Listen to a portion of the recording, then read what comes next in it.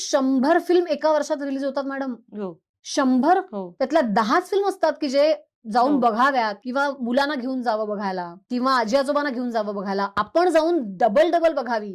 अशा 100 पैकी 10 फिल्म असतात.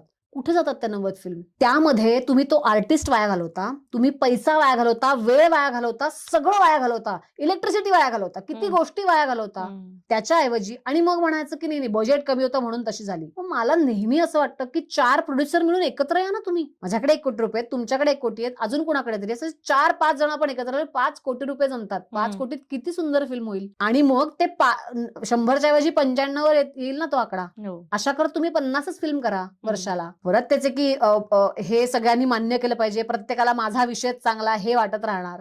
असे विषय माझ्या डोक्यात येत असतात आणि त्यातनं चांगलं प्रोडक्टिव्ह गोष्ट बाहेर पडतील. हम्म. दरवेळी मला की मग ह्यातनं तुम्हाला समाजाला काय संदेश द्यायचा आहे? मला असं होतं की कशासाठी? हम्म. मी आर्टिस्ट म्हणून प्रत्येक वेळी एक संदेश देण्याच्या दृष्टीने काम करत नाही. मी तुम्हाला तुमचं एंटरटेनमेंट करण्यासाठी काम करायचा प्रयत्न करते.